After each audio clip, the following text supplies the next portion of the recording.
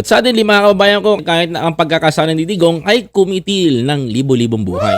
Sagot ng mga ng mga DDS sa Australia. Hindi naman si PRRD yung nagpapaday sa mga tao, yung mga pulis.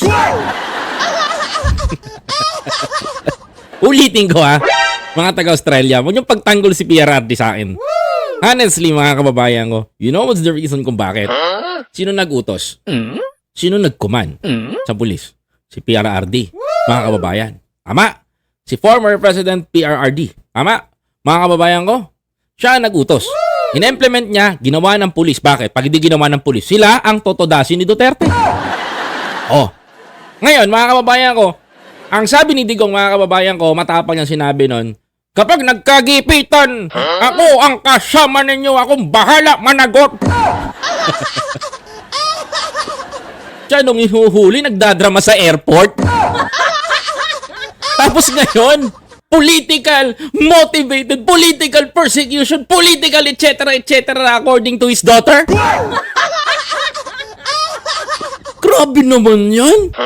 Budoy. Political. Diyos ko.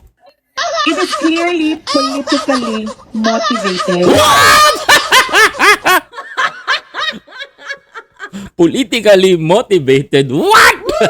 So politically motivated pala yung pagkakadampot kay PRRD kahit na marami palang Pilipino namatay during his term.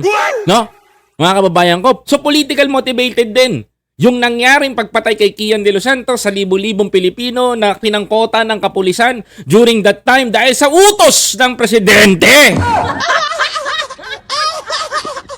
O ano, mga taga-Australia, inaaway nyo ako sa Facebook ko, kinatadtad nyo ako ng comment. O ano masasabi ko? O di sinagot ko kayo ngayon. Diba? Asan ang political motivated dyan?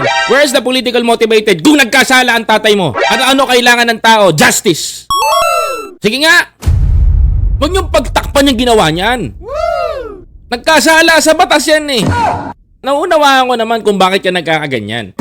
Because tatay mo yun eh. Diba? Pagtatakpan mo yung katarantaduhan ng tatay mo. Pero iba thinking ko, mga kababayan ko, diba? Baka pag nakakulong si Duterte lalo, may mabunyag, lalong-lalo na sa'yo. Hindi, straight to the point ako nagko-komento, diretsa ako. Diba? Kasi yun na nakikita ko dito.